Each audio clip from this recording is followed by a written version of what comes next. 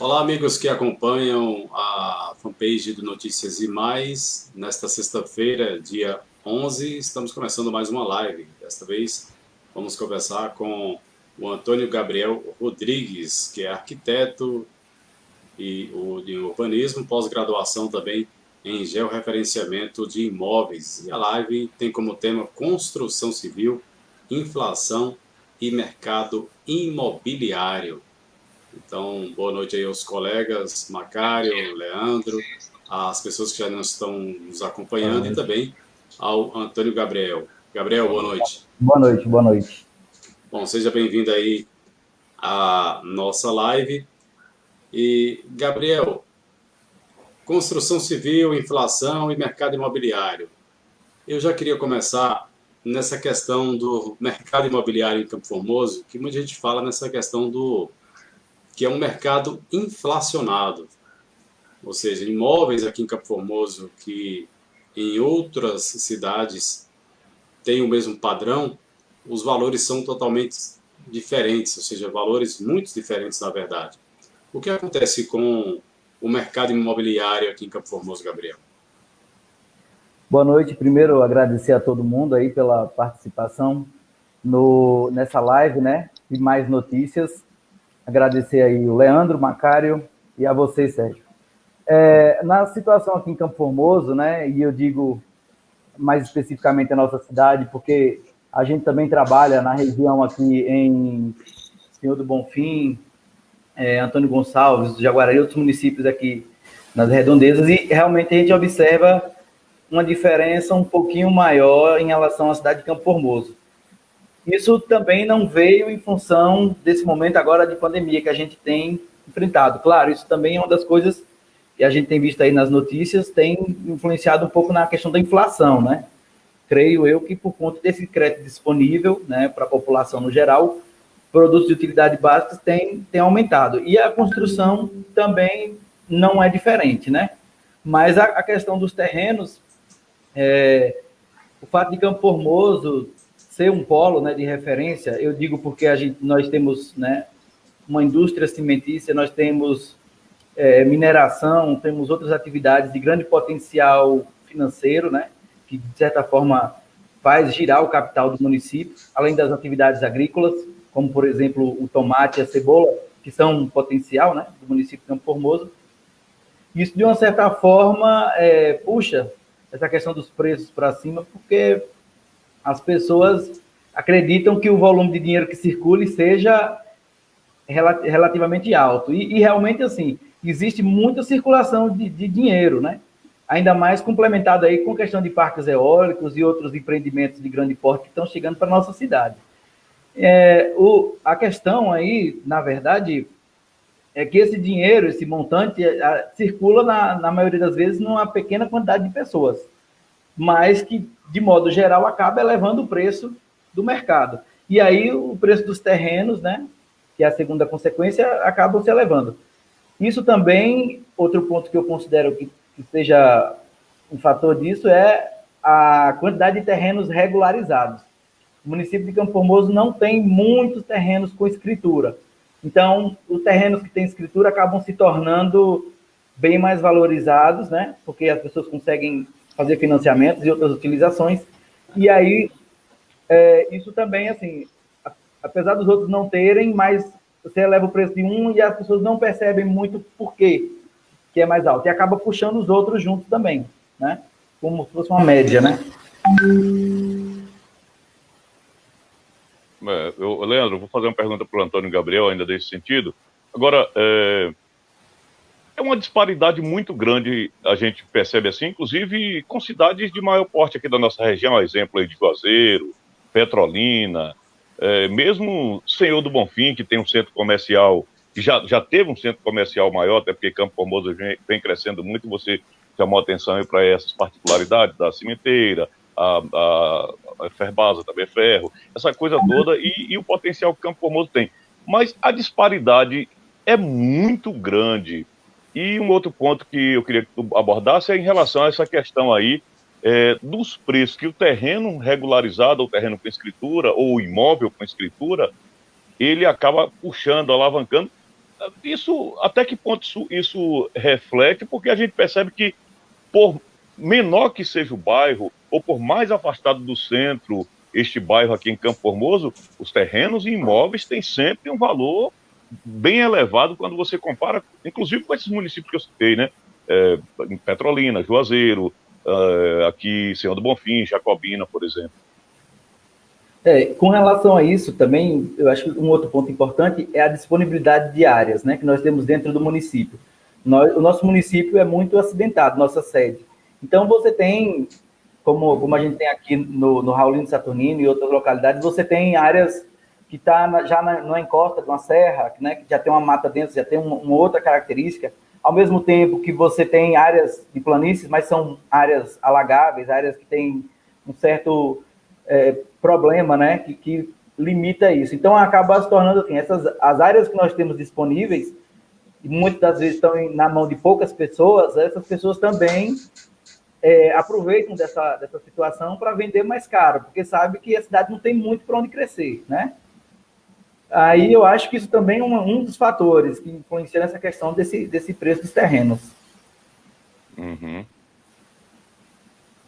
Boa noite a todos aí, aos colegas Sérgio Macário e também o Gabriel, arquiteto Antônio Gabriel, e também agradecer aí pela participação. Eu queria saber de você, Gabriel, aqui, no contexto de Campo Formoso, já saindo um pouquinho dessa linha de aquisição de espaços, de imóveis, de terrenos, enfim. Queria saber um pouco mais dessa parte de design, essa parte da arquitetura, do projeto em si, antes da construção.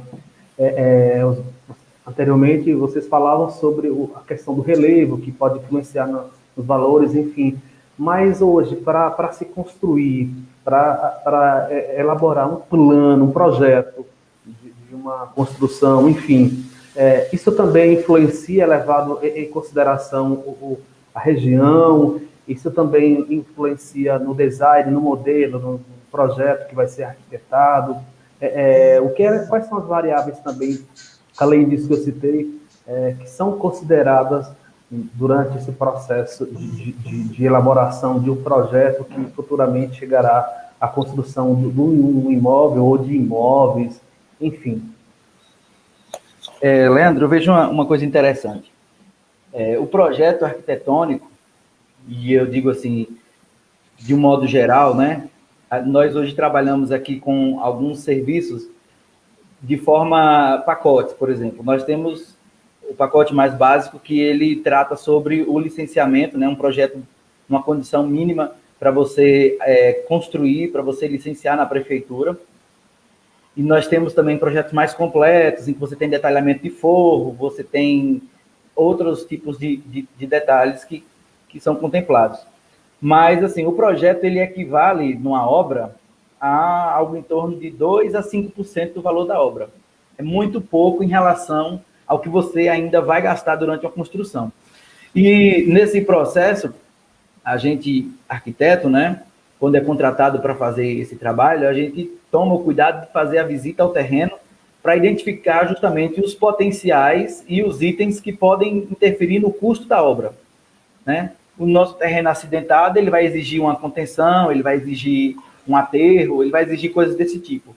Mas eu digo assim, que a melhor solução é aquela solução que você consegue fazer, atender o cliente, a expectativa do cliente, gastando o menos possível. Claro, sem abrir mão da questão estética, porque eu sempre digo aos meus clientes, o projeto feito sem um cuidado assim, é o mesmo custo do projeto que você faz pensando na ventilação, na iluminação. Ou seja, pensar nas soluções, nas ideias, nas propostas, não tem a ver com o custo do projeto, tem a ver com a necessidade de atender o cliente e de poder proporcionar uma eficiência, seja energética, né, seja sustentável, do funcionamento da construção, como também da própria obra, do custo da obra. Então, a gente sempre faz essa questão, olha, o seu projeto tem que ser uma coisa muito bem feita, muito bem pensada, porque ele vai ajudar você a economizar na obra. Então, 2%, 5% que você vai gastar da sua obra, esse valor aí é irrisório em relação aos benefícios ou prejuízo que você pode ter se você não fizer um projeto bem feito. Então, esse é um detalhe que eu considero importantíssimo, né?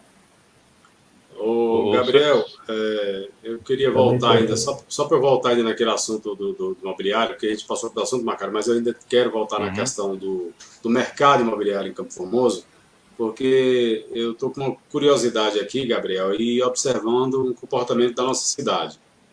Porque Campo Formoso está começando um comportamento como de Juazeiro e Petrolina, ou seja, a oferta de terrenos com base em loteamentos. Ou seja, antes dessa questão, para você encontrar um bom terreno aqui, é 80, 90, 100 mil reais. Então você teria dificuldade de encontrar. Então a pessoa diz, olha, é 100 mil, 90, 80, você quer, tudo bem. Hoje, com essa questão de loteamentos, a pessoa pode pegar esse valor, construir o imóvel e pagar apenas o terreno, financiar o terreno. Ou seja, essa característica de Campo Formoso, que está começando, o que a gente já vê em Juazeiro, Petrolina e outros municípios, poderá também dar uma diminuída nessa questão inflacionária, principalmente de terrenos aqui na cidade? Com certeza, Sérgio. Eu estava conversando esses dias com o gerente da Caixa, o pessoal que faz a operação financeira nesse sentido, e uma coisa importante, por exemplo, as pessoas estão começando a perceber esse detalhe e a gente tenta esclarecer, isso é uma coisa que eu sempre digo e tento que as pessoas percebam. Hoje você vai comprar um terreno de 90 mil reais. Aí as pessoas tinham uma cultura aqui. Primeiro eu compro o terreno e pago o terreno, depois eu vou começar a construção, né? Se o terreno tiver escritura, aí eu vou para a Caixa. Se o terreno não tem escritura, eu vou ter que arcar com o recurso da obra. No município de Campo Formoso, um metro quadrado de obra, ele vai variar aí, por exemplo, de 900 a 1.500, padrão médio aí, né? Não é uma coisa muito barata, também não é uma coisa muito cara. Vai variar nessa faixa aí, de 1.000 a 1.500 reais, por exemplo, né? Então, uma casa de 100 metros quadrados, ela vai dar 100 mil. Então, o cara tem que ter 90 mil do terreno e tem que ter mais 100 mil da obra. Eu tenho 190 mil reais. Para você conseguir esses 190 mil reais, né, o seu FGTS você só resgata na condição imobiliária se o terreno tiver escritura. Você pode usar ele para poder abater. Caso contrário, se não tem escritura, você vai ter que ir trabalhando e aí bate a laje, depois reboca, né? O seu sonho vai ser atingido daqui a uns 10 anos, né? Um exemplo, quem vai fazendo assim de pouquinho. Com a modalidade do financiamento, as pessoas começaram a perceber isso, é possível incluir o terreno do financiamento. Se o meu terreno tem escritura, eu posso incluir os meus 90 mil dentro dos 100 mil de obra, e aí, de acordo com a minha renda, se eu tiver um crédito, uma renda legal lá, eu posso pegar aqueles 190 mil. E aí eu construo minha casa inteira, né? De início ao fim, com o meu terreno, comprado nesse financiamento, com tudo, e vou pagar a parcela para a Caixa Econômica. Aí se torna muito mais fácil, porque a pessoa tem condição de pagar a parcela, né? Seria o valor de um aluguel, né? Está pagando 800 de aluguel, ela vai estar pagando 1.000 ou 900, já o terreno, a obra, tudo prontinho, com a casa que ela sempre sonhou, né? E aí, assim, como as pessoas estão percebendo isso, não vale a pena comprar o terreno só e comprar o terreno sem escritura, porque aí você não consegue esse financiamento, você não consegue esse crédito. E eu digo assim, nós temos aqui em Campo Formoso uma carta boa de clientes. Servidores municipais, nós temos aí algo em torno de 5 mil servidores, entre educação e os outros servidores. Ou seja, gente que tem crédito, que tem renda comprovada, que tem salários bons. Salário de professor no município, você tem salários de 8 mil reais, então isso é uma renda excelente para um financiamento de um imóvel de 200 mil, 250 mil, até 300, dependendo do que você consiga lá com seu imposto de renda e com a sua renda do seu marido, cônjuge, está entendendo? Você consegue. Então as pessoas estão percebendo que não adianta comprar o terreno de 100 mil sem escritura. É melhor ir para um loteamento que está regularizado, porque ele vai pegar aquela escritura e ele vai botar lá na Caixa, vai financiar e vai pagar o terreno dele junto com a obra, em parcela baixinha, não compromete a renda dele, né? Ele consegue fazer seus planos, trocar de carro, fazer outras coisas, ou seja, manter uma vida numa condição boa, né? Mesmo pagando a parcela da casa. Bom, eu quero agradecer ao pessoal que está aí acompanhando a nossa live. Daqui a pouco a gente vai passar para a pergunta do pessoal, tem já algumas perguntas aí para o Antônio Gabriel, mas vou só esclarecer que, vez por outra, a gente vai a um assunto, volta para outro, retorna para o assunto inicial. O que eu ia falar sobre a questão quando você falava do terreno plano, a dificuldade que nós temos aqui de encontrar terrenos ou loteamentos mais planos, melhor localizado. Mas aí eu queria que você comentasse, Antônio Gabriel, em cima de um aspecto. A gente observa que, independentemente do terreno, se tem o profissional, no seu caso, o arquiteto, se o cara tem um engenheiro, se ele contrata profissionais, ele vai economizar na obra, ele vai utilizar o terreno da melhor forma possível. Então, talvez o problema não esteja muito no terreno. Ele pode comprar um terreno até mais acidentado, mas que ele pode fazer um projeto bacana e um custo que vai sair talvez até melhor, tendo os profissionais que possam orientar na construção daquele imóvel que ele pretende, né? Correto, com certeza. Eu vou lhe dar um exemplo muito simples. Eu tenho uma cliente hoje, né? Ela se tornou minha cliente. Eu fui construir um imóvel do lado da casa dela. Ela já tinha a casa dela. E aí, o imóvel que era do lado da casa dela era um terreno acidentado, como o dela também, né? Só que o dela estava plano, ela construiu no plano. Aí eu vou explicar. A minha cliente queria fazer a mesma coisa. Eu quero baixar o meu terreno para o nível da rua, para eu poder deixar no nível, porque eu não quero ter desnível, eu quero uma coisa plana. E ela ia construir apartamentos, casas para aluguel, né? E aí eu fui mostrando a ela que se ela deixasse o terreno dela natural, digamos assim, ela teria um retorno melhor em termos de custo, ela gastaria menos. Então, nós imaginamos o quê? O que é que eu preciso ter no nível do térreo? Eu vou colocar ali as garagens, porque o carro para subir vai se tornar mais caro. Então, eu vou colocar as garagens. Agora, em cima das garagens, eu já posso começar com a construção, o meu custo de escavação é menor.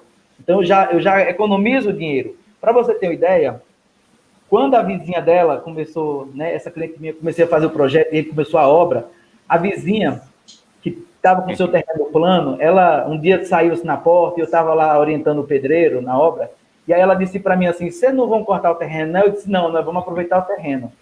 Aí ela disse, eu cortei aqui, venha ver aqui. Aí eu fui ver o muro de arrimo que tinha na casa dela. Ela tinha um muro de arrimo com praticamente 9 metros de altura. Você sabe o que é isso? De pedra, feito de pedra, de concreto armado, 9 metros de altura, no fundo da casa dela. E aí, assim, além disso, Macário, o fato do fundo ter ficado muito alto, a parte de trás da casa, o sol não chega na janela dos quartos, então a casa tem problema com mofo, a ventilação não é muito boa, e olha que a casa não está encostada em parede, a casa está solta no terreno. Mas a casa, ela gastou muito para fazer o muro, ela não tem muita luz, porque o sol, para chegar lá embaixo, nesses 9 metros, custa, né? Só chega num determinado horário, meio-dia, por aí. E tem problemas com mofo, com circulação de ar, porque lá embaixo também o vento passa lá em cima, né?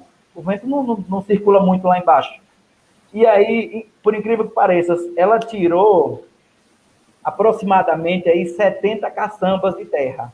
Você imagina quantas horas de máquina, se uma hora de máquina estava custando, né? Há poucos dias, eu não vi mais agora, mas estava custando R$150 a hora. Quantas horas de máquina ela teve para tirar 70 caçambas de terra e quantas viagens de caçamba ela não pagou também para tirar essa terra? Ou seja, vou botar por baixo aí, ela gastou aí de 50 a 80 mil reais para poder fazer isso, fora o muro lá atrás, de contenção. Entendeu? Então, assim, o projeto tem que ser bem pensado. O projeto vai definir... E aí as pessoas, às vezes, têm um pouco de dificuldade. Assim, eu vou gastar agora, num papel, numa planta, eu vou gastar 5 mil, eu vou gastar 3 mil, enfim, eu vou gastar um recurso desse. E lá no final, ela gastou 80. Tá entendendo? Ela, se eu tivesse cobrado 10 mil a ela tinha pago 10 mil e tinha botado 70 no bolso dela, tinha feito uma piscina, tinha botado na obra dela, tinha comprado um carro novo. Entendeu? Ou seja, qual a boa orientação do profissional que está lá, está lá para ajudá-la a economizar, no caso, além de fazer um bom projeto, ajudar a economizar também, né? Com certeza. E assim, o projeto, como eu te disse, o feio e o bonito é o mesmo preço. porque é o mesmo bloco, é o mesmo reboco, leva a mesma coisa. A diferença é pensar no design, e eu digo design das coisas, não só como esteticamente falando, né? Mas quando a gente puxa uma laje, a gente está fazendo um beiral para proteger do sol ou da chuva, né? Quando a gente cria um jardim de inverno numa sala, além de ficar bonito, vai dar uma iluminação no ambiente que às vezes não tinha como fazer uma janela, vai dar uma iluminação diferenciada, né? Uma luz ambiente diferente. Então, assim, as soluções meio que são casadas. A beleza vem no caminho das soluções que a gente vai fazendo. Agora, Gabriel, é comum aqui em Campo Formoso o pessoal chegar a fazer o projeto, elaborar o projeto com o Gabriel ou então com outros profissionais de arquitetura, não só em Campo Formoso, mas em nível de região, e quando estiver todo bem adiantado, a pessoa desiste, o cliente desiste de dar continuidade àquele projeto. Além disso, isso pode implicar em algum valor para aquela pessoa que solicitou o trabalho de vocês, mesmo que seja uma espécie de fugir a palavra, mas digamos como se fosse assessoria naquele momento, mas não chegou a fechar com vocês totalmente, embora tenha utilizado boa parte do tempo de vocês, mas não contratualmente. Isso pode também implicar, do ponto de vista financeiro, para a pessoa, e é comum isso acontecer aqui na região? Leandro, é o seguinte, com relação a essa situação, a gente costuma, o cliente, quando procura a gente costuma fazer uma entrevista, né? Às vezes vai pelo WhatsApp mesmo, que aí não tem custo, né? A gente pergunta o que é que o cliente está querendo, eu quero fazer uma casa, e como é essa casa? Como é que você imagina? Você tem foto? Mande aí. Você tem foto do seu terreno? A gente faz uma avaliação da situação para poder passar um orçamento para o cliente. Quando o cliente procura, ele já está com intenção. Normalmente, a pessoa já tem algum dinheiro para começar, a pessoa já tem algum planejamento em relação a isso. Então, ela pode desistir, talvez, por uma mudança de plano, uma coisa muito abrupta, mas normalmente ela já está predisposta a fazer, né? E quando ela já procura o profissional, é porque também, na certa, ela já fez uma pesquisa, já olhou o profissional A, profissional B, já viu quem é que talvez oferece um conteúdo diferente, alguma coisa assim que vai agradar ela, né? Um produto diferenciado. Então, aí é feita uma entrevista, a gente pergunta à pessoa o que é que a pessoa quer, o que é que ela deseja, como é o sonho dela, né? Conte o seu sonho para a gente poder tentar interpretar ele numa planta. A partir disso, a gente faz uma estimativa de quanto custaria esse trabalho, né? Esse projeto do escritório. E aí a gente também já faz uma coisa assim com o pé no chão. É um sonho, mas um sonho precisa se tornar realidade, né? A gente está aqui para tentar realizar, a gente vai conduzir ela para a realização desse desejo. E esse desejo, digamos assim, ele tem um custo, né? Que é o custo da obra. O projeto, como eu disse, é 2%, 5%. O custo da obra é os outros 95%. Então, assim, a gente também conversa de uma certa forma séria. Falamos do sonho, mas agora vamos ver assim, quanto é que você pode, quanto é que você quer gastar nisso, nessa ideia, nesse sonho. E aí, a partir do que ela vai dizer assim, olha, eu tenho uma carta de crédito no banco, eu tenho mais um dinheiro junto, eu posso gastar até 100 mil para fazer a minha casa.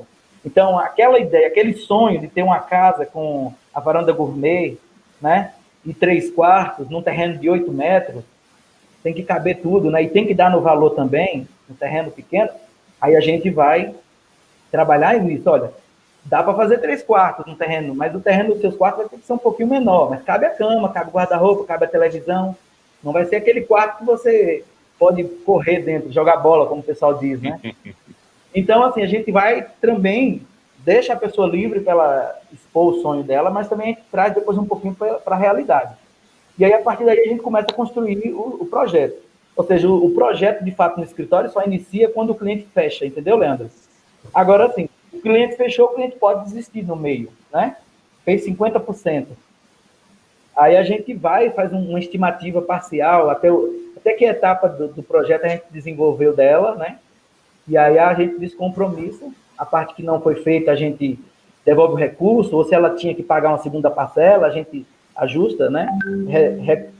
Retoma alguma receita para essa pessoa, e aí a gente, assim, consegue também encerrar. Então é possível, mesmo que a pessoa contrate um projeto, lá na frente, se ela mudar de ideia, ou até dizer assim, não, eu vou trocar de profissional, porque talvez a outra pessoa eu gostei mais do estilo, do projeto, é possível, né? Tem clientes, por exemplo, aqui no escritório, que eles já contrataram a visita técnica só para escolher o terreno. Teve um cara que ele me contratou para escolher o terreno dele. Ele ia fazer com outro arquiteto, um arquiteto de Salvador, mas ele queria que alguém fosse lá mostrar para ele como é que o terreno poderia ser o melhor terreno para ele, num condomínio lá em São do Bonfim. Aí ele me contratou, ele pagou uma visita técnica para que eu fosse lá, dizer assim, olha, esse terreno aqui é baixo, esse terreno aqui é alto, esse terreno você vai gastar mais na fundação, esse terreno aqui pega muito sol. Então, existe esse tipo de serviço também, Leandro, que a gente não faz tudo, a gente faz uma parte, dá um apoio para o cara poder seguir com outro profissional também. Tá entendendo? Ok. Ô, Gabriel, tem uma participação aqui do Adailton Lopes, ele diz que é pedreiro. E ele diz que em Campo Formoso agora virou moda as pessoas construírem nas calçadas. Tipo, fazem colunas quando fazem fachadas. Não tem uma fiscalização para isso? As construções irregulares que existem aqui em Campo Formoso. Tem. Inclusive tem uma situação assim que o pessoal às vezes puxa a grade da garagem, né? Faz a grade assim para fora. A prefeitura não licencia esse tipo de trabalho. Quando a gente faz o projeto aqui no escritório, a gente, por exemplo, leva o projeto para aprovação na prefeitura, e aí eles vão norteando, dizendo assim, olha, isso aqui pode, isso aqui não pode. Então a pessoa só recebe o alvará dela, da construção, quando ela está de acordo com as normas da prefeitura. Agora, nós temos um problema que tem pessoas que fazem por conta própria, né? O cara, às vezes, contrata o pedreiro, bota lá para fazer a construção, e ela viu uma foto na internet, né? E aí manda fazer daquele jeito, de uma certa forma, desrespeitando a legislação do município. E são muitos casos em Campo Formoso, né? Tem muitas construções irregulares aqui. Eu uma vez eu tive uma situação que um cliente queria puxar uma marquise. Eu não gosto muito de fazer marquise sobre calçada. Se às vezes é uma reforma e já tem lá, a gente mantém. Às vezes diminui, às vezes... Porque marquise tem uma coisa simples, é a questão da manutenção, né? É uma laje que é uma laje em balanço. A gente, muitas vezes, às vezes não é feito como deve ser, né? Com a ferragem adequada, com tudo. Então, pode ter problema com trinca, com fissura, com manutenção. Então, o risco disso futuramente dar um problema de infiltração, cair, eu não digo nem cair a marquise, mas às vezes desplacar reboco do teto, coisa assim, e provocar um acidente, é grande. Porque a gente sabe que as pessoas às vezes constroem e leva 10, 15 anos para depois reformar. Então, a manutenção disso aí é importante.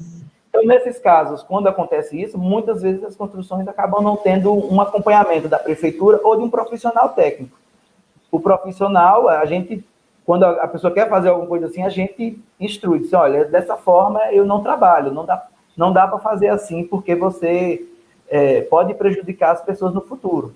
Tá entendendo? Então, toma muito esse cuidado para evitar que aconteça esse tipo de situação. E quando o cliente...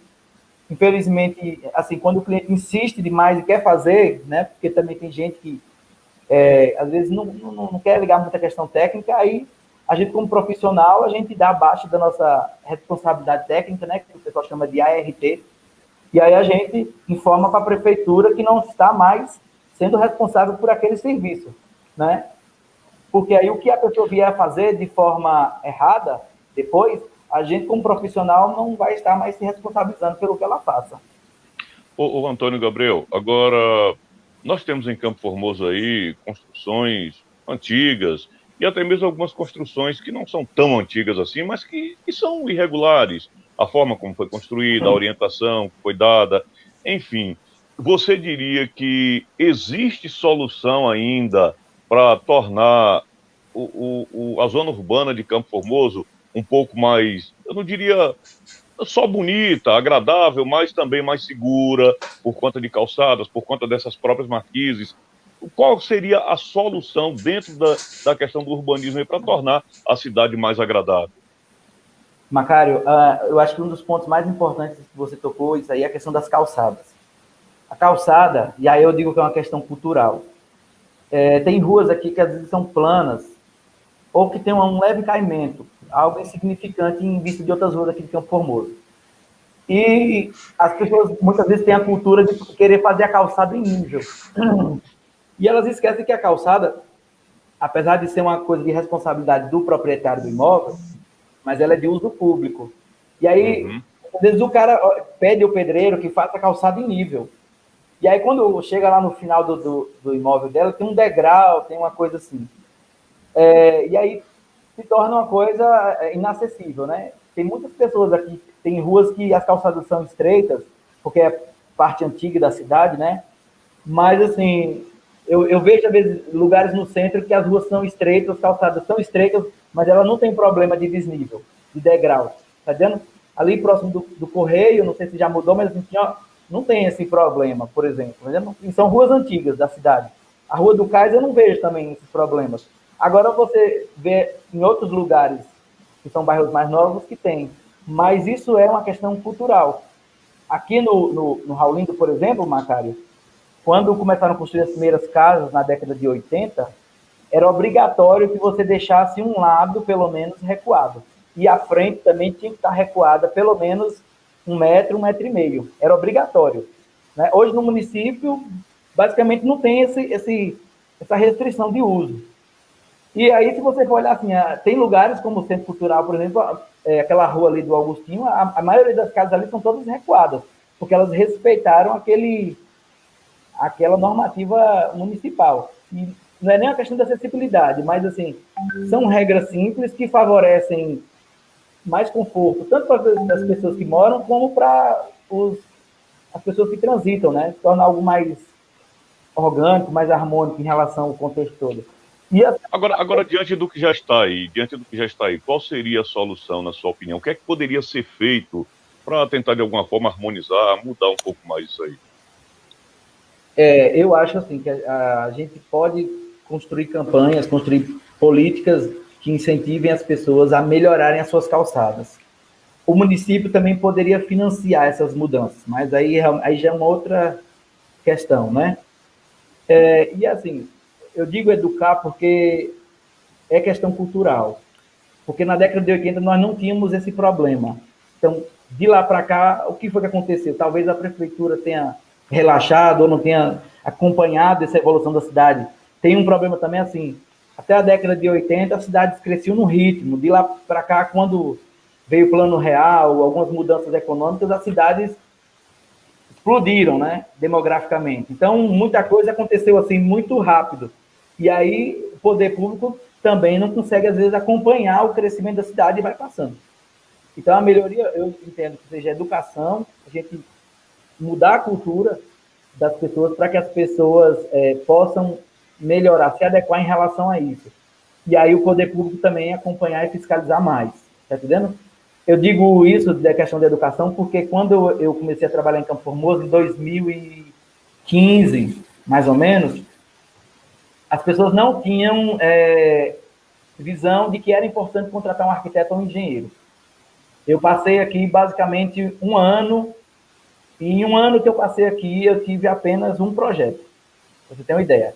Porque as pessoas nunca acharam que fosse importante, né? Hoje eu já vejo diferente, Macário. São 8 anos, né? 7, 8 anos que a gente está aí, e eu já vejo mais profissionais trabalhando aqui no município, né? Colegas, né? Engenheiros, arquitetos. Eu já vejo projetos com um padrão estético melhor, as pessoas têm se preocupado com suas fachadas, com a beleza, né? Têm buscado projetos mais confortáveis, né?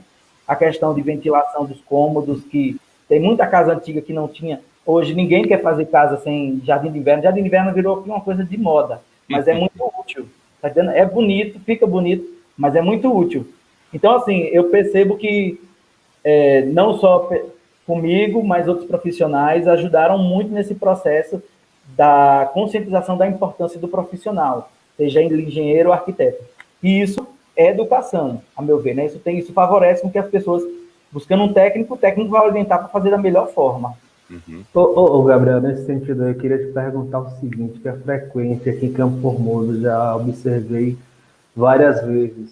A gente vai passando determinada rua, por exemplo, o pessoal está construindo e não sinaliza, não coloca uma placa, não coloca nada que possa fazer com que a pessoa mantenha o cuidado redobrado naquele local, aquela rua por onde ela está passando.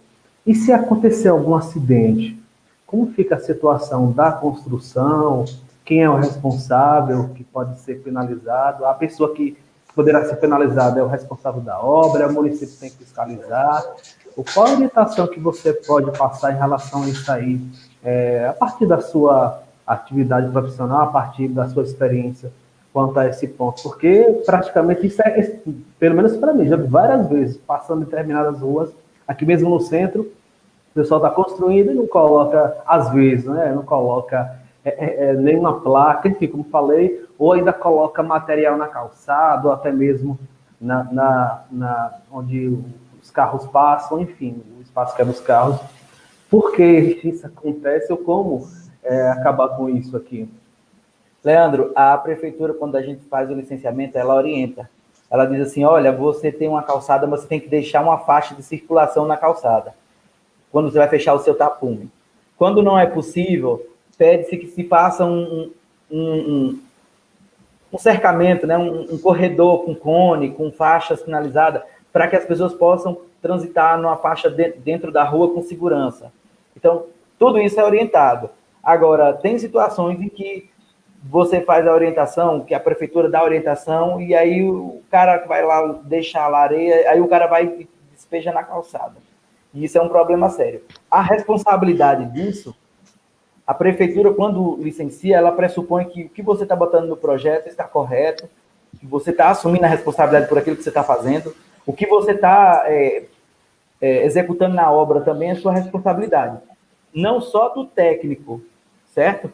Mas do proprietário. Então, o proprietário também tem responsabilidade. Quando ele bota areia na frente e alguém pode sofrer um acidente, um atropelamento, por exemplo, ele está assumindo o risco de ter que arcar com todas aquelas despesas médicas, com todo o tratamento da pessoa, né?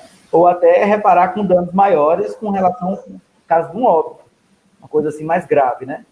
Mas a responsabilidade também é compartilhada com o profissional técnico, porque quem executa a obra tem que estar nesse cuidado, tá entendendo? E aí a gente, assim, tem terrenos na cidade que são muito pequenos, e às vezes o cara bota o entulho fora, bota areia, bota o bloco, às vezes ocupa até a calçada dos vizinhos, isso causa transtorno, já vi situações de vizinhos com outros vizinhos discutindo, porque a terra desceu lá para a parte dele. E o ideal seria você colocar em pequenas quantidades, né? Você colocar na calha da rua, ou seja, não interferindo no fluxo e nem a calçada, quando não é possível caber no terreno, ou ter um processo de gerenciamento em que você vai trabalhar meio com uma coisa vinculada com a casa de material de construção, só entrega aquela quantidade que cabe dentro do terreno, e vai fazendo de pouquinho e vai avançando a obra. Bom, agradecer as pessoas que estão nos acompanhando aí nesta live de hoje, com o tema construção civil, inflação e mercado imobiliário, né, sabendo aqui hoje aí o Antônio Gabriel Rodrigues, que é arquiteto e urbanismo, pós-graduado em georreferenciamento de imóveis. E agradecer também, claro, os nossos parceiros, né, agradecer aqui a Rex Internet. Acesse o site www.rexinternet.com.br, conheça os planos ou você liga 99908-1508. Agradecer ao Sindicato dos Trabalhadores e Trabalhadoras da Agricultura Familiar, Sinditaf, tem serviço de aposentadoria rural, salário maternidade rural, pensão rural, BPC Loas, tem auxílio, ou melhor, tem aí a parceria com a Advocacia Novaes e Dantas. O telefone é o 3645-3386, fica na Avenida Juca Marques, no centro de Campo Formoso.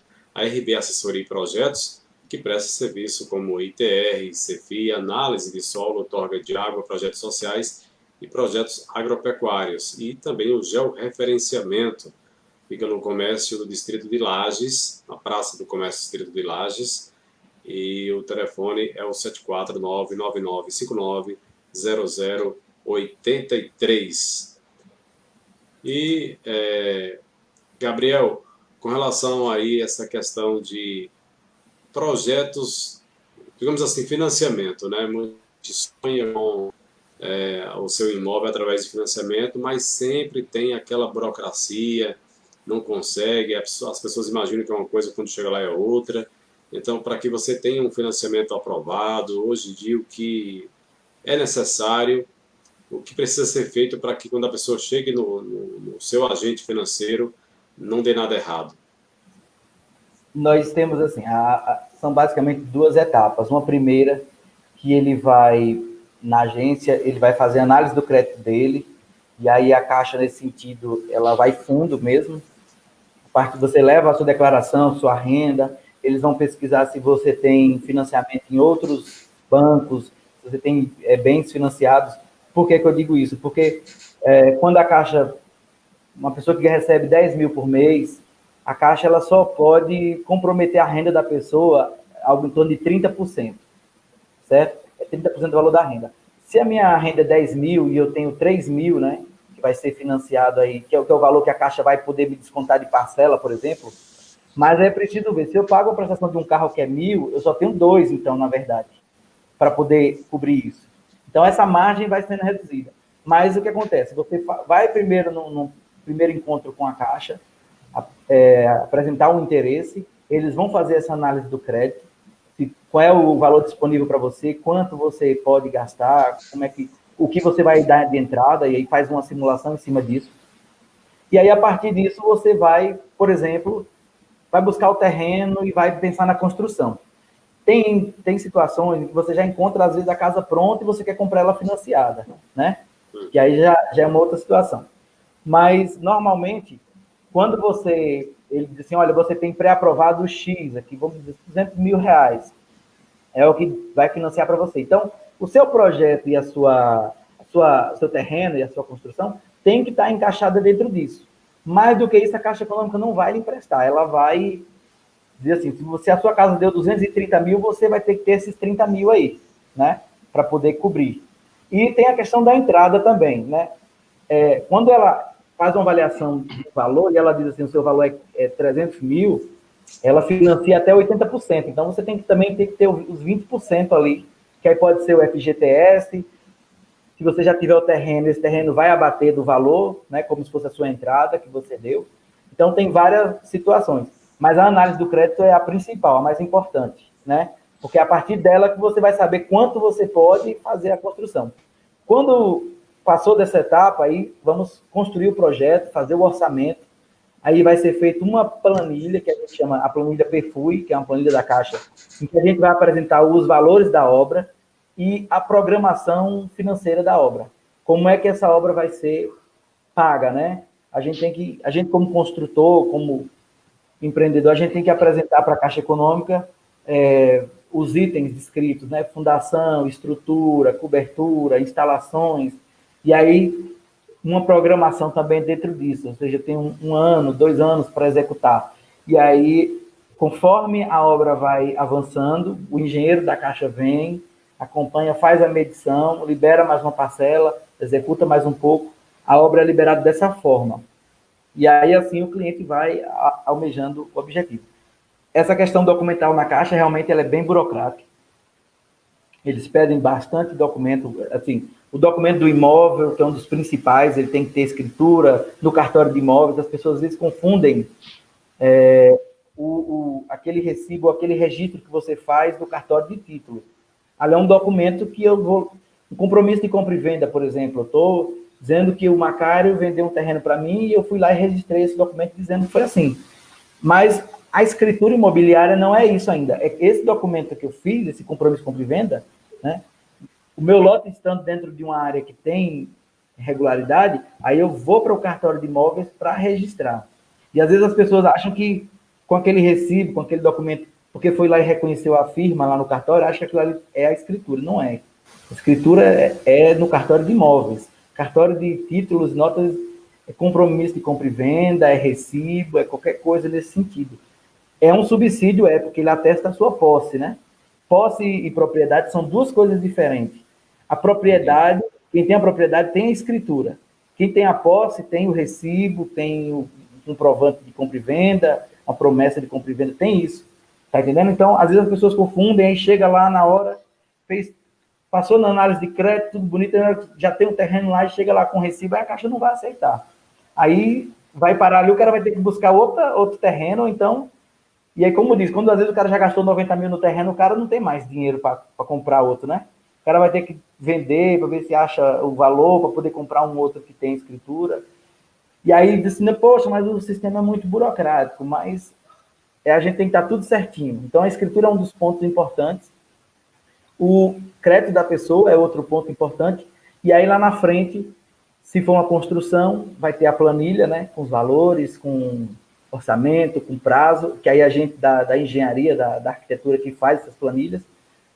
E no caso, quando a pessoa tem um imóvel, que quer comprar um imóvel pronto, aí é diferente, ela vai financiar o imóvel, não vai ter a parte da engenharia, né? Vai ter a avaliação da caixa do imóvel e tal. E aí um ponto importante, Macário, no início da live a gente falou sobre o preço dos imóveis, né? E a diferença, o inflacionamento desses preços. Tem uma situação bem interessante. Em alguns casos, o pessoal diz assim, eu estou vendendo esse terreno aqui, é 200 mil esse terreno. Aí o engenheiro da Caixa chega e diz bem assim, esse terreno aqui só vale 80 mil, porque está fora da realidade do mercado. Entendeu? Aí, nesse caso, aí a pessoa fica frustrada também, porque não consegue financiar, porque imaginava que era uma coisa e o valor está inflacionado. A equipe de engenharia da Caixa são peritos, pessoas especializadas nisso. Então, por mais que... Isso aconteceu no centro, Gabriel. Recentemente, aí, esses imóveis do centro, que são avaliados em 1 milhão, ou alguém comprou por 1 milhão, e aí, quando foi chegar, financiar a construção da empresa, né, do comércio pelos bancos, aí chegou o engenheiro dizendo que o valor era o terreno só valia, colocou um valor bem abaixo, e aí o pessoal ficou revoltado. Aconteceu alguns casos aqui em Campo Formoso, mas o cara chegou aqui, avaliou o terreno só em X, e eu comprei foi por 1 milhão, e aí o financiamento da construção do comércio caiu, e aconteceu um dos episódios desse aqui em Campo Formoso, né? Eu já tive uma situação, eu faço avaliação imobiliária, já fiz também, assim, para o Banco do Nordeste, Banco do Brasil. Para a Caixa eu nunca fiz, né? Porque a Caixa, geralmente, ele tem uma equipe de engenheiros próprios que faz. Os outros bancos, geralmente, eles contratam um profissional para fazer. Ou quando o proprietário, ele diz assim, não, eu tenho o meu profissional, eu vou pagar a minha avaliação. Aí ele vai lá e paga. E eu já fiz situações assim, né? A pessoa querer que o seu imóvel custasse, por exemplo, 1 milhão, mas, na verdade, a relação do mercado não vale 1 milhão. Você vai olhar lá, só dá 600 mil, 800 mil reais, tá entendendo? Porque a avaliação do imóvel é uma coisa que é criteriosa. Você tem que fazer uma visita no entorno daquele lugar, pegar imóveis do entorno, classificá-los dos imóveis, né? Ver qual é o potencial deles, a questão da disponibilidade de infraestrutura, para você chegar num valor médio de metro quadrado para aquela região, né? A partir daquele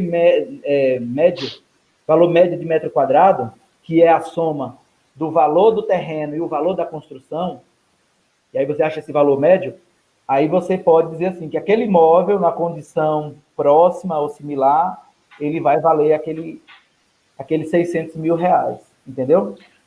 O Antônio Gabriel, eu queria chamar um pouquinho aí em relação ao pessoal que está acompanhando, e acho que tem uma galera que já chiou, inclusive, que falou que a gente estava falando nos valores muito elevados, valores muito altos, mas aí eu queria aproveitar essa colocação que o pessoal fez aí para dizer o seguinte, não apenas o escritório de vocês, mas todos os escritórios aqui de Campo Formoso, eu entendo, vejo assim, acredito que seja dessa forma, independentemente do valor do imóvel, 50, 100, 40, 200, 1 milhão, independentemente do valor do imóvel ou do projeto da pessoa, tem projetos bacanas, que dão para ser desenvolvidos. E aí eu queria até aproveitar para fazer outra pergunta também.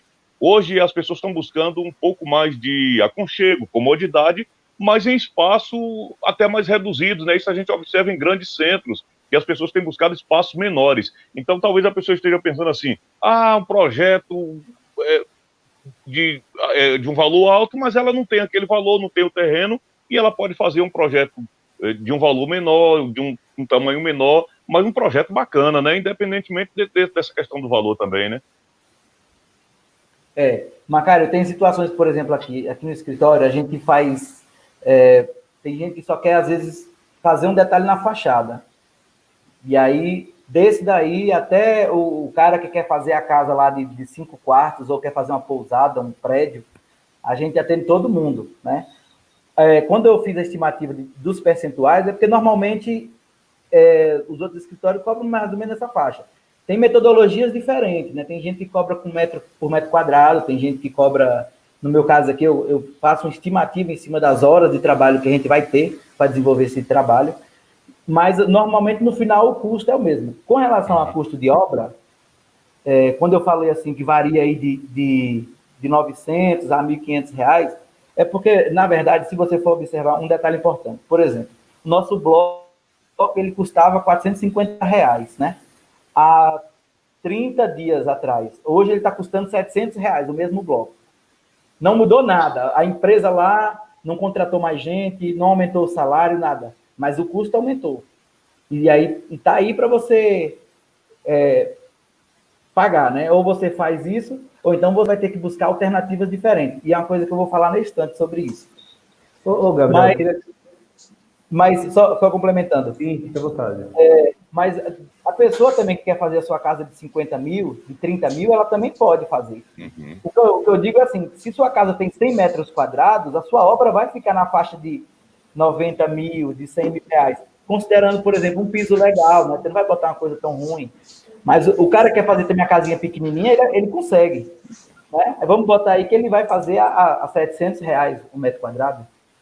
Por quê? Porque, gente, dentro de uma obra, Macário, nós temos hoje, e eu digo isso sempre para meus clientes, olha, na sua obra vai ter uma variação aí, depender da obra, entre mão de obra e material. A mão de obra e material, ela varia aí de 40% a 60%. Às vezes a mão de obra é 60% do valor da obra, às vezes o material é 60%. Depende desse jogozinho aí. Quando você encontra uma equipe de pedreiros com preço bom, fica mais em conta. Quando você bota um material melhor, fica mais caro, entendeu?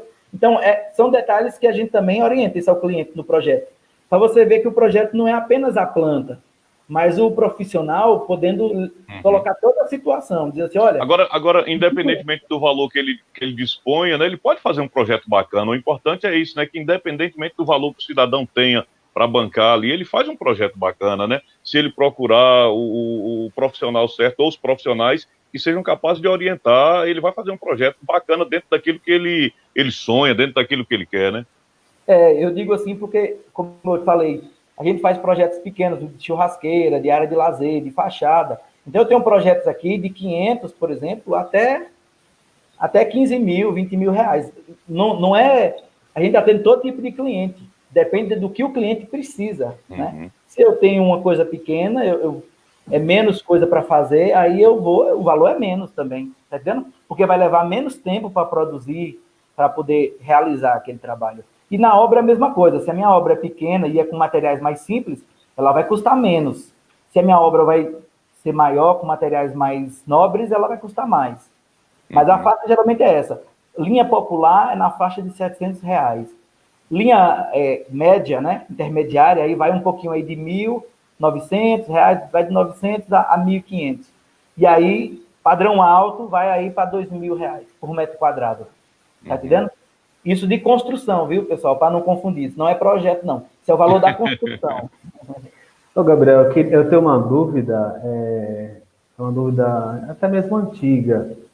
E eu queria saber de você, eu nunca tive a oportunidade de abordar esse tema com um profissional da engenharia, de arquitetura, e tenho agora essa oportunidade, independente do mérito, eu não levando em consideração o mérito em si, da Operação Lava Jato que aconteceu no Brasil. Muita gente dizia, a imprensa em nível nacional sempre falou que houve um impacto negativo da Operação Lava Jato na área de construção. Como te falei, independente do mérito, quem foi preso, quem não foi, enfim. No seu dia a dia, na sua realidade, isso na prática aconteceu? Houve esse efeito ou efeitos no contexto de Campo Formoso, ou se você não estava aqui nos últimos tempos, em função, enfim, desse período de ascensão da Lava Jato, e o que ficou também de lição para vocês da arquitetura ou da engenharia civil, enfim, independentemente do mérito, independentemente de condenações, enfim. O que você pode dizer sobre isso? Leandro, isso aí, na verdade, foi um impacto, eu acho que no Brasil todo. Não só do ponto de vista político, né? Porque alterou o cenário, né? Alterou o cenário político atual, como também do ponto de vista econômico. Por quê? De uma certa forma, a construção no Brasil é um dos pilares muito fortes, né? Em questão econômica. E nós tivemos um boom, né, de construção, de estádios, metrôs, coisas assim de grandes proporções, né, grandes hidrelétricas, né, a própria transposição de São Francisco, que começou num valor e está em outro.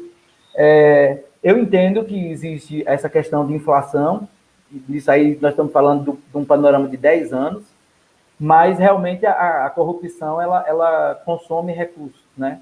Não só recurso público, mas recurso privado também, porque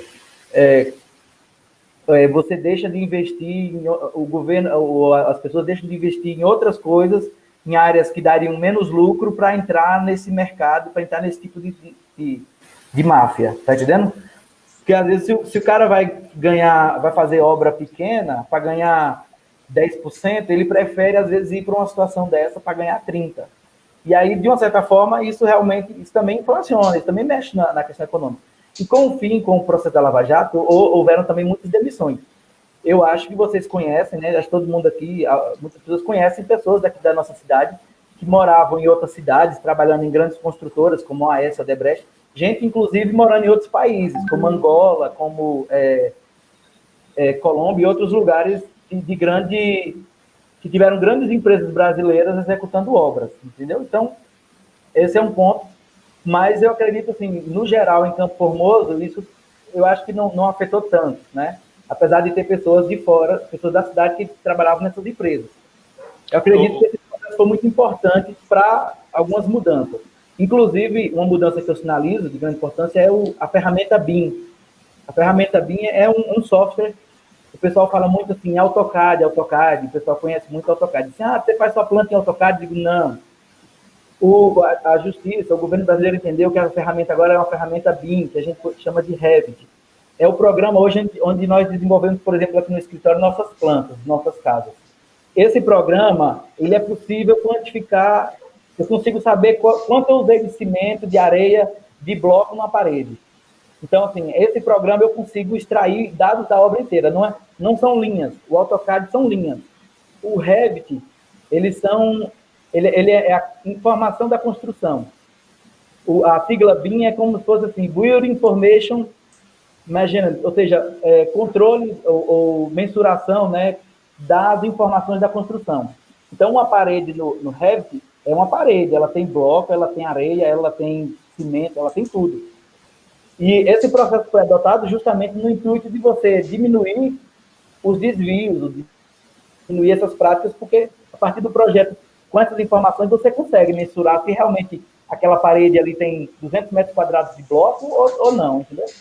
O Antônio Gabriel, talvez essa questão que o Leandro colocou, talvez o grande impacto tenha sido nas grandes obras e as grandes construtoras, não tenha chegado nos municípios, vamos lá, do porte de Campo Formoso, que não tinha obras tão grandes assim, neste aspecto de construtoras como a OAS, a Odebrecht, que estavam executando, e o impacto tenha sido maior até a nível nacional e internacional, já que muitas destas empresas, elas também, Andrade Gutierrez, enfim, um monte aí, elas também executavam obras fora do país, né? Como você colocou, Angola, Cuba, Venezuela, aí tem a questão da Colômbia, tem enfim, um monte de Chile, tem um monte de país, que inclusive, até hoje, em alguns países, ainda continua uma série de apurações em relação a isso, né? Então, talvez o impacto tenha sido maior na questão do desemprego, na questão aí, talvez de perda de capital das próprias empresas, né? Que diminuíram bastante, o que dizem, né? Uhum. Mas eu acredito o seguinte, a gente tem um potencial muito grande assim, de construção e eu creio que essa recuperação, apesar de ser lenta, mas ela vai acontecer dessas empresas, do próprio país, porque a construção civil emprega muita gente, né? Vai desde a pessoa que tem um nível de capacitação muito baixo, né? Um analfabeto pode trabalhar na construção civil até pessoas que têm PhD, porque cabe todo mundo dentro. Então, a construção civil emprega muito. E uma amplitude de classe, né, social muito grande também. E é um motor, né, da nossa economia. Com certeza. Gabriel, como é que você está avaliando essa questão também da valorização do imóvel rural aqui em Campo Formoso? Está havendo uma busca muito grande por chácaras, né? E inclusive também condomínios no interior. né? Não só aqui na cidade, mas loteamentos ou condomínios pelo interior de Campo Formoso, e essa procura por pequenas áreas para uma chácara de lazer. Como é que você está avaliando esse mercado também? É um mercado que tem valorizado bastante. Depois da pandemia, mais ainda, porque as pessoas preferem se isolar, né, ficar um pouco mais restritas, e também porque tem chegado os serviços, né? Você vê exemplo dessa adutora agora que está indo para Poços. Toda aquela área ali da BA se valorizou, porque todo mundo ali agora vai ter acesso à água. Entendeu? Então, assim, a infraestrutura está chegando nos lugares, então está levando também essa valorização. Terras que você comprava num custo e hoje estão um outro valor maior. Um outro ponto importante é a questão da pandemia e também a proximidade dos centros urbanos. As pessoas estão próximas, né? Tem carro, tem como se deslocar todos os dias, tem mais espaço para poder criar seus filhos, sua família com mais sossego, né? Até mais isolado com relação à questão de drogas e outras coisas, né? Fica um pouquinho mais protegido, digamos assim. E isso tem levado à questão da valorização, né? Com relação aos condomínios, é a mesma coisa. A diferença é que é uma coisa um pouco mais fechada, né? Gerido por um grupo de pessoas, uma coisa que tem um certo limite de acesso, né? Nem todo mundo pode ir lá. Mas é até importante você falar essa questão, né? Os condomínios rurais tem acontecido, como os loteamentos rurais, eles também precisam estar regulamentados como os urbanos, né? Porque a pessoa também não consegue construir lá com escritura, se não tiver escritura, com a caixa, né? Por exemplo. Aí eu te pergunto, e nesse caso aí, como profissional, qual a orientação que você daria em relação ao investimento? O cara quer fazer um investimento desse, o que é que ele deve pensar de forma primordial aí? Olha, eu preciso pensar nisso aqui para fazer esse investimento. Macário, eu digo muito que isso é questão de prioridade, tá entendendo? Porque, por exemplo, aí eu falando assim, realização profissional para alguns pode ser se tornar rico com o que faz. Realização profissional para outros pode ser fazer bem e fazer o que gosta. Então, isso é bem relativo. Então, a questão do investimento, aí eu pergunto sempre assim, mas assim, esse investimento é para usufruto ou é para especulação imobiliária, digamos assim, para ganhar dinheiro, né? Mas quando eu te digo é mais assim, ele deve observar o quê? Olha, eu quero fazer esse investimento, agora eu preciso observar, como profissional, o que é que você diria assim? Eu preciso observar o quê para comprar? É a questão da escritura, é a questão, a documentação está legal, é a questão de localização, o que é que ele deve estar colocando em observação aí a princípio? Eu acredito que seja a infraestrutura. Por exemplo, a disponibilidade de água no interior é muito importante. A gente está na região no Nordeste, né, que agora, nesse momento, estamos com um clima bem agradável, com chuvas constantes desde o início do ano, mas, no geral, a gente tem problema com falta de água, né? Então, assim, a disponibilidade de água, seja através de um rio, seja um poço, seja um sistema de abastecimento, né? Uhum. Eu acho que é um dos fatores mais importantes. Esse é o primeiro ponto, né? O segundo ponto é a questão do lazer, da facilidade. É uma área acessível, está numa facilidade para você ir até o centro, resolver alguma coisa, tá entendendo? Uhum. Tem essa condição. E um terceiro ponto também é segurança, né? Que é importante, né?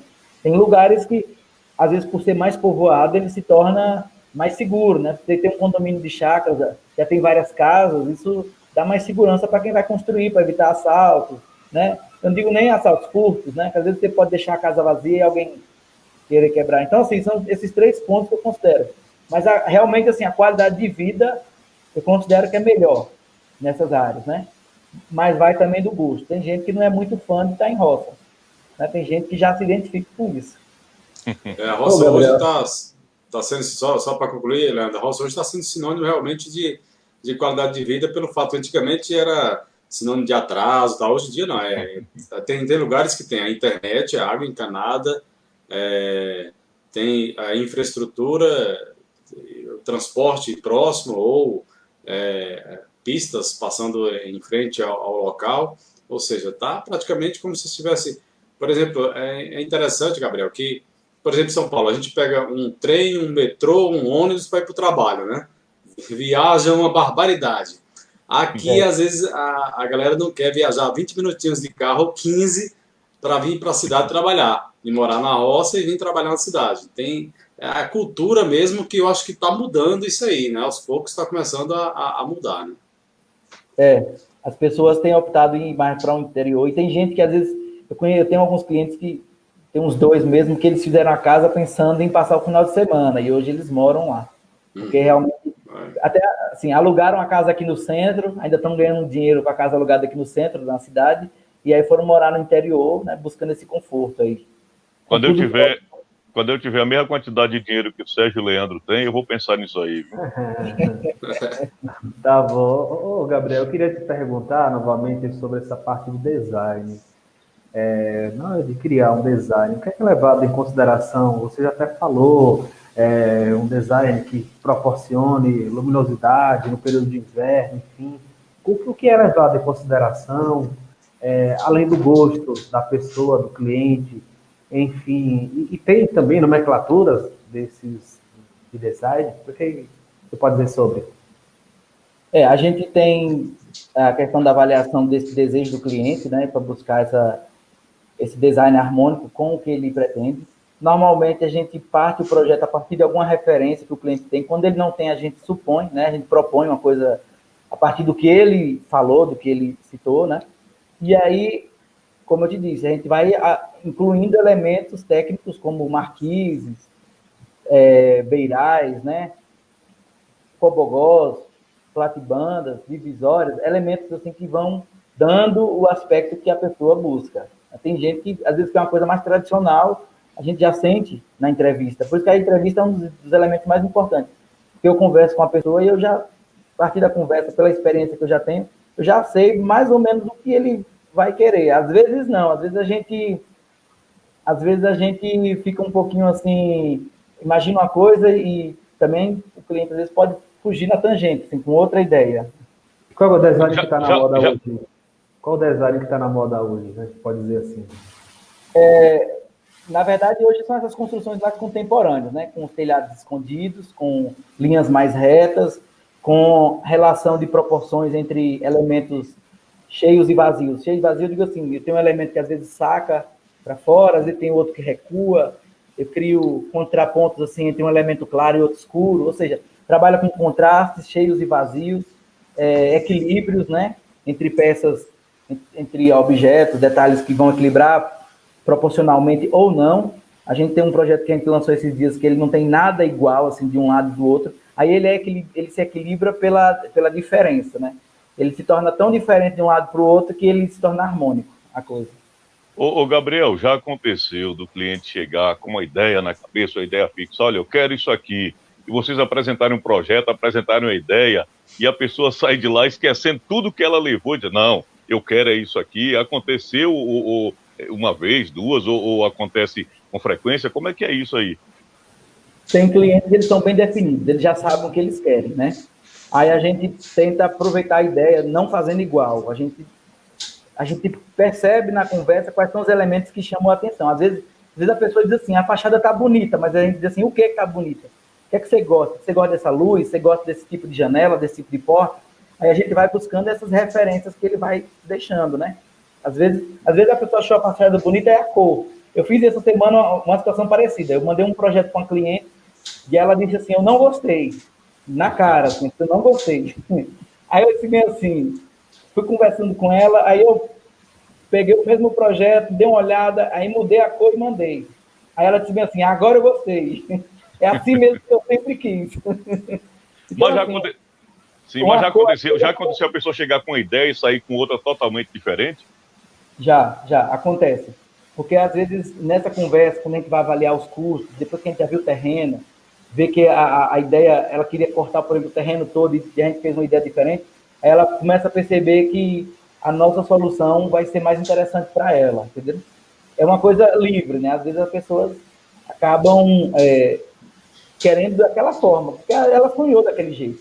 E aí não tem muito o que mudar, mas tem situações que quando o cliente vai permitindo, a gente vai melhorando, a gente vai aperfeiçoando a ideia, entendeu? E algum pedido inusitado? Já surgiu algum cliente que fez algum pedido inusitado, um pedido diferente que vocês nunca imaginavam e a pessoa vai lá e diz, não, eu quero isso aqui. Já aconteceu isso também? Já aconteceu. Um exemplo, vou dar 2 exemplos, né? Um exemplo a gente fez ali aquela praça do Roberto, ali na Itinga, e aqueles 2 monumentos na entrada na linha do trem. Ele contratou a gente para fazer um projeto da entrada da cidade. Aí nós fizemos uma ideia. Aí ele disse, não, mas eu só quero o neoclássico. Se não for neoclássico, eu não quero. Aí a gente teve que buscar alguma coisa que se aproximasse, né? E aí ele já tinha até uma foto. Então não tive muito, nesse caso, digamos assim, condição de modificar muita coisa, porque o cara já sabe o que ele quer, não tem para onde fugir. A outra situação foi o seguinte, a gente fez um projeto de uma reforma de uma casa, e aí a frente era um pouco mais aberta, era uma grade aberta para poder dar vista com uma porta assim, de madeira grande e tal. E aí eu mostrei o projeto, mas o cliente não queria a grade aberta. E ele insistindo, ele disse, mas, poxa, a gente vai botar uma porta tão bonita ali e as pessoas não vão poder ver essa porta. Ele disse, mas é porque eu não quero, não sei o quê. Aí foi, voltou. E eu insisti, né, no projeto, que deixasse mais aberto e tudo, por conta da ventilação e tal. E aí ele foi, voltou e não disse muito. Aí, quando foi um determinado dia, eu fui lá, né, apresentar outros detalhes da casa dele, do quarto dele, da cozinha. Aí ele se relutou, assim, deu aquela dificuldade, ele disse assim, é o seguinte, é porque eu gosto de deixar a porta da minha casa aberta.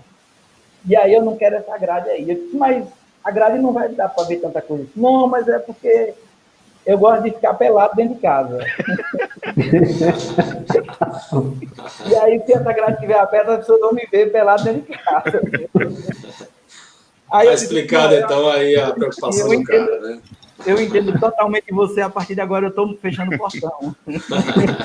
Ô, Gabriel, inclusive essa questão de tecnologia está, digamos assim, como automóveis, que antigamente os carros eram muito, né, aquele jeitão, sem muito design. Hoje já os carros estão todos modernos, cheios de design. Nessa questão da construção também, houve uma evolução nesse sentido, né? Agora uma coisa interessante, viu? Os materiais de 200, 300 anos atrás são os mesmos, né? A pedra virou o bloco de cerâmica, a argamassa de argila e sangue de boi ou sangue de baleia virou o concreto, o cimento, né? O pessoal usava essas misturas para poder fazer. Um exemplo, outras situações, mas assim, os materiais ainda são os mesmos. Agora nós temos também materiais novos, alternativos, como o drywall, né? Como as paredes de gesso, como outros tipos de divisórias com parede cimentícia, né? Que é aquele mesmo material que fazia os tanques Eternit, né? Então, hoje já tem novos materiais, tecnologias. E aí tem também situações assim, do ponto de vista estético. Tem pessoas que ainda preferem aquela casa com estilo clássico também, com aquelas colunas frisadas, em pleno século XXI. Eu prefiro a coisa mais moderna, no meu ponto de vista. Acho que a gente está um pouco mais à frente. Mas, assim, o cliente quer fazer, a gente também tem que seguir o desejo do cliente, porque quem vai morar lá é ele, né? Agora então, tem um detalhe, Gabriel, que é também a importância de se preservar na cidade e essa questão da arquitetura, né, que existia na cidade. Porque a gente, acho que nem pode também, né? Mas tem pessoas que não preservam isso. E vale a pena ter a parte moderna e preservando também a arquitetura da cidade, né? Mas veja, uma coisa interessante, viu, Sérgio? As pessoas às vezes não gostam do casarão antigo. Mas quando elas fazem a casa na chácara, elas querem a casa avarandada. Esse avarandado aí é uma tradição antiga, não é coisa nova, tá entendendo? A mesma questão de pessoal que às vezes tem umas casas que os quartos são todos de um lado e a sala do outro, o quintal está às vezes no banheiro, são tradições antigas. E isso, de uma certa forma, culturalmente falando, elas ainda não se desligaram das pessoas. A gente ainda faz assim. As pessoas ainda querem assim, tá entendendo? E há uma coisa interessante também. Às vezes a pessoa faz uma casa numa roça e quer que pareça a casa, tipo a casa de engenho, com aquele varandado todo. Mas o carro, ela quer o Corolla, que é o mais moderno que tem. E existe esse contraste também. O carro tem que ser o mais moderno. Já a casa tem que ser a mais tradicional. Tem essas coisas. Um outro detalhe também interessante, que a gente tem visto, e agora está mais recente, é a automação residencial. A automação residencial, ela está vindo com muita força. São essas tecnologias dentro da construção em que você tem atividades ou práticas que são feitas por sistemas, computadores ou equipamentos inteligentes. Eu vou mostrar um aqui. Esse equipamentozinho aqui, tá vendo? Esse equipamento aqui se chama Alexa. Isso aqui é da Amazon, né? É um produto da Amazon. Esse produto aqui, ele toca música, mas ele também faz atividades dentro da casa. Eu posso, por exemplo, falar com ele assim: Alexa, desligar a sala de reuniões. Sim, correto. Olha lá. Você viu? Aí eu posso dizer assim: Alexa, ligar a sala de reuniões. Sim. Tá entendendo? Então, hoje, isso aqui é barato. Isso aqui é. O Macário vai mostrar o melhor aí. Mostra aí, Macário. Não, aqui nós estamos ainda na base do candeeiro. Estou usando candeeiro aqui ainda. E quando não tem candeeiro, a gente usa o vela. E aí, esses sistemas aqui, Macário, você consegue... Porque, na verdade, esse aparelhinho que eu mostrei aqui é uma parte do equipamento. As outras estão dentro das lâmpadas, né? Que é o sensor. Ô, Gabriel, agora, antes de tu concluir aí, você pode concluir o que você falou. Olha, você mostrou o aparelho, mostrou funcionando e falou assim, e não é caro, é barato. Você pode dizer pra gente esse sistema aí, o valor dele? Por exemplo, esse aparelho aqui, ó, na internet, em qualquer lugar, você compra por R$300. Agora, né? Eu comprei mais barato antes da pandemia. Eu comprei de 230. Poxa. Ela toca música, eu posso atender chamada aqui também, se eu quiser, eu posso fazer. E tem alguns desses aqui que vem com a câmera também, que ele pode filmar o ambiente. E aí, assim, ela está conectada na internet. A gente chama isso de internet das coisas. Que são as coisas hoje estão todas na internet. Então, o sensor que está na lâmpada, ele está também conectado na internet. Então, eu posso ligar de onde eu estiver no mundo. Eu posso estar nos Estados Unidos e ligar essa lâmpada daqui pela internet. Como também eu posso botar esse mesmo equipamento e ligar ele no meu ar-condicionado. Eu estou na rua e quero chegar com o meu quarto já esteja frio. Aí eu posso ligar da rua e quando eu chegar em casa já está frio o quarto. Entendeu? Então, esse equipamento aqui custa 300 agora. E o outro equipamento que você coloca na lâmpada ou nas tomadas, ele custa R$50 agora. Que eu comprei de 30 e poucos reais hoje. Tá entendendo? Na mesma época. Tá entendendo? Então, a internet das coisas é o que está vindo. Carros autônomos, casas autônomas que utilizam esse tipo de equipamento, né? É o futuro, digamos assim, da construção, né? E na segurança também, né, Gabriel? A questão de segurança também vale a pena investir.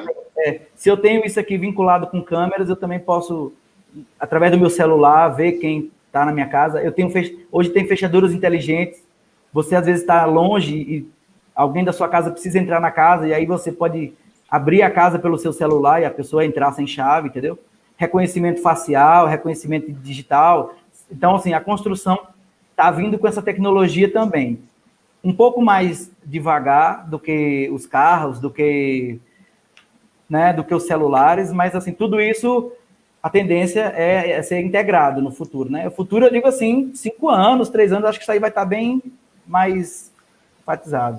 Agora, Gabriel, em relação à sustentabilidade, como é que o público que ele procura, o seu cliente, o potencial cliente, avalia essa necessidade de se construir, visando também o meio ambiente, não apenas aqui em Campo Formoso, mas por onde geralmente você presta serviço? Como é essa avaliação do público? Leandro, as pessoas não tratam muito da questão de sustentabilidade, né? Não tem muito isso. O que a gente tenta, por experiência, por trabalho aqui, incorporar esses elementos dentro do projeto da pessoa. E eu digo assim, sustentabilidade, do meu ponto de vista, não é só a questão de placa solar, essas coisas, não.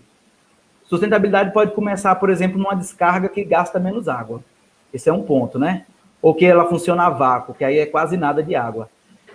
Sustentabilidade, eu posso ter fachadas que elas não se abrem tanto para o sol, então recebe menos calor e esquenta menos a casa. Eu tenho, por exemplo, hoje tecnologias com paredes de isopor, que não passa calor, e o isopor é um material reciclável, que eu posso construir com isopor e a sobra, eu posso mandar de volta para a fábrica, e eles reciclam e mandam de volta como outro isopor, pronto. Então, isso, no meu ver, essas práticas são sustentáveis. Não só a placa solar, por exemplo, ou sistemas... Tá entendendo? E aí, são pequenas coisas que vão incorporando. Uma outra coisa também que eu trato muito é assim, a vida útil da casa. A gente segue também a norma de desempenho. A norma de desempenho foi uma norma implantada, e aí a Caixa é um dos bancos que exige isso no financiamento imobiliário, que as paredes têm que ter uma capacidade de passar menos calor, que o telhado não pode ser, por exemplo, eternito, porque vai esquentar a casa, que a espessura da laje tem que ser uma medida mínima para não passar barulho para o vizinho embaixo, entendeu? Então, tudo isso, e até normativas dentro dessa norma de desempenho e do Código Civil, por exemplo, hoje eu não posso construir de modo que eu prejudique, por exemplo, a piscina do vizinho, causando sombra na piscina do vizinho. Então, tudo isso está dentro desse arcabouço. A gente, como escritório aqui, e isso foi um objetivo da gente, a gente sempre buscou estar trazendo coisas novas, porque eu acho que isso que é o diferencial daqui do escritório, do meu escritório, a gente está sempre um pouco mais antenado e ligado no que tem de novo, e está trazendo isso para nossos projetos, né? E essas práticas a gente vem aplicado. Um exemplo, esse elemento, isso aqui atrás, essas peças de madeira, aqui ela está assumindo uma função decorativa, ela esconde aqui a porta do meu lavabo, que está aqui atrás, mas, por exemplo, isso numa fachada, a gente reduz o sol na parede, no vidro, a gente consegue melhorar lá. Então, se esquenta menos dentro, a pessoa usa menos ar-condicionado também. Ô, Gabriel, você falava aí que vocês procuram aí no escritório de vocês apresentar essas ideias, essas propostas aos clientes. Aí eu vou pegar Campo Formoso, mas enfim, na nossa região, que vocês atendem aqui na região inteira, como é que existe muita resistência ou não? O cliente de Campo Formoso, o cliente da nossa região, ele está aberto para essas ideias, para as tecnologias, para esses projetos, para essas propostas que vocês trazem, ele está aberto para isso? Ele está buscando isso também? Sim, sim. A principal questionamento em relação a isso não é nem pelas técnicas, né? É muito mais, às vezes, pelo custo. Mas quando a gente coloca e mostra a ele que, por exemplo, eu vou fazer um elemento desse de madeira que vai diminuir lá o uso do teu ar-condicionado e vai reduzir 80, 100 reais por mês na tua conta de luz, então a gente mostra a ele que ele vai botar um elemento desse que vai aumentar o custo na obra, mas que ele vai, no longo da vida útil da casa dele, ele vai economizar dinheiro. Então, sustentabilidade também envolve a questão financeira. A vida, porque a gente pensa muito na questão da construção, mas a gente não pensa na vida útil da casa. A casa, hoje em dia, e aí por experiência própria, é assim, as pessoas constroem, né? E com mais ou menos 10 a 15 anos, as pessoas querem fazer mudanças drásticas, né? Nesse período entre 10 e 15 anos, geralmente é uma pintura, é uma janela às vezes que troca, mas quando você chega nessa fase de 10 a 15 anos, aí você vai fazer uma reforma talvez maior, muda um quarto, muda um banheiro, aumenta uma sala. Quando você vai para 30 anos, 40 anos, vou arredondar até 50, depender da família, você às vezes já tem uma mudança de geração. Então, a mudança de geração, às vezes, já é o seguinte, já é o filho que casou e quer fazer uma casa em cima. Dividiu e fez duas. Aí já são mudanças bem drásticas. Então, a mudança acontece muito nesse viés. Então, 50 anos, que é o que a gente diz assim, a vida útil de uma casa é geralmente essa, assim, 50 anos. Depois disso, às vezes a casa vai dar espaço a um novo prédio, entendeu? Então, esses materiais que a gente utiliza, eles também, a gente tem a durabilidade deles, a questão do reciclar, né, de substituí-los, que vai gerar resíduo, lixo, outras coisas, também é influenciado nesse tempo de vida útil da casa. Então, sustentabilidade, no meu ver, vai mais além, vai nisso aí.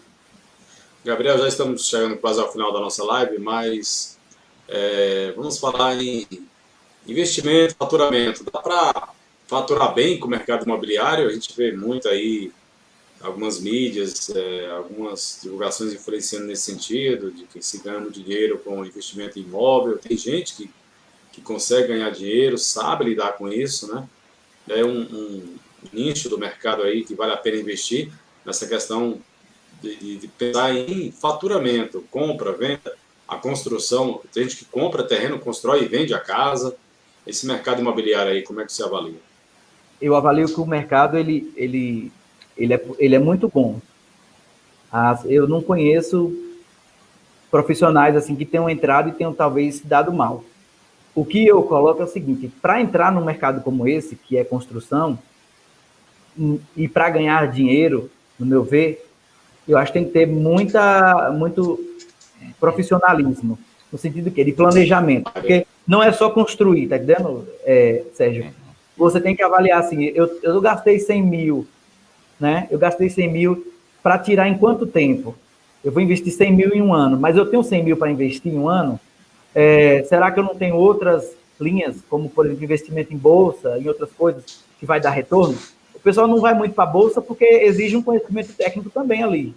E às vezes é um pouco para a construção, mas para ser rentável, realmente tem que ser muito planejado, porque se você faz um aparelho e derruba, que fez errado, esse custo aí vai diminuir no seu lucro. Então, para você ter isso, você tem que ter um projeto muito bem feito, tem que ter uma gestão de obra muito bem feita, uma equipe bem treinada, porque você não vai ter retrabalho, uma parede está torta, você tem que desfazer e fazer para poder alinhar de novo, entendeu? E eu acho assim, com essa alta, com essa inflação que nós tivemos agora nos últimos dias de cimento, brita, areia, enfim, principalmente cimento e bloco, aí, e ferro, né? São os 3 itens aí que eu acho que subiram, acho que 20%, que eu achei absurdo para a nossa situação atual. Acredito até que a longo prazo talvez tenha uma queda, né? Porque a renda das pessoas, os auxílios vão acabar e vai voltar, né? Todo mundo vai voltar a ganhar o que estava, vai ter também um desemprego, porque muitas empresas estão enfrentando problemas. Então, se o mercado segurar ainda esses valores altos, isso vai também acontecer um problema de uma deflação para a gente. A gente vai ter queda de preço, porque não vai ter quem compre, né? A coisa vai ficar tão cara que não vai ter quem compre esses imóveis que o pessoal está construindo para vender. Então, é uma situação cuidadosa que eu acho que precisa ser avaliada. É possível ganhar dinheiro, mas não é assim tão simples, tá entendendo?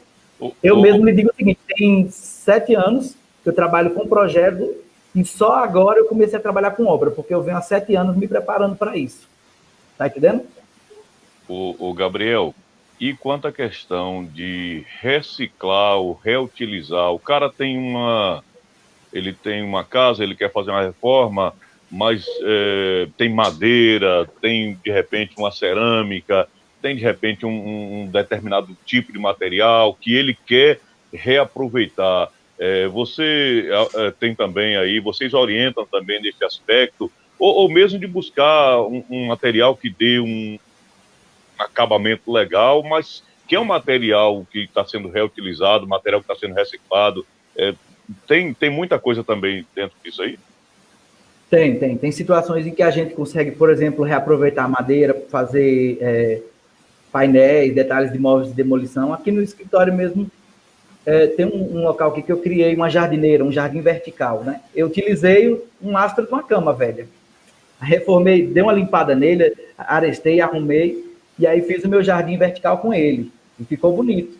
Então, assim, é possível aproveitar. Sabendo aproveitar, aí tem um pouco também de gosto, né?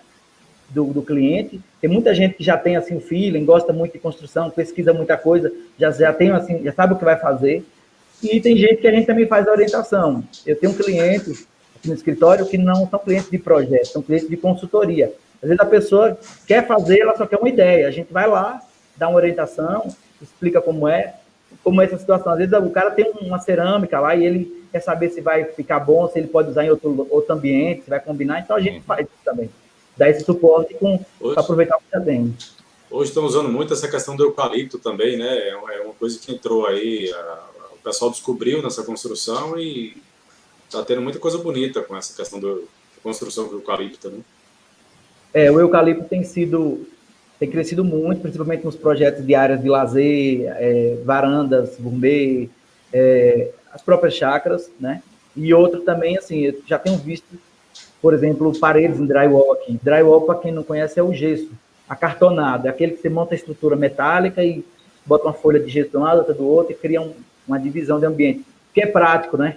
Você desmancha da noite para o dia, você faz da noite para o dia e não tem tanta sujeira como tem na construção civil, não tem tanto entulho.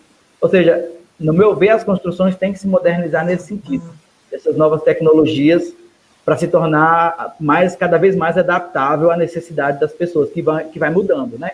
Eu digo uma coisa bem simples, as pessoas às vezes tem gente que chega aqui e diz assim, eu quero a privacidade da minha casa, eu quero um muro mais fechado, para ninguém ver a minha casa. Mas, ao mesmo tempo, você vai lá e posta a foto, você com, sei lá, sem roupa, sei lá, de sunga, de coisa na sua piscina, Então, assim, é até uma coisa, assim, filosófica, né? Qual é o nível? Que privacidade hoje nós podemos falar, né? Que conceitos são esses? Os conceitos também mudaram. Então, se os conceitos mudaram, acho que as tecnologias também têm que acompanhar. A construção também acompanha esse modo de vida novo. Tá entendendo? Uhum.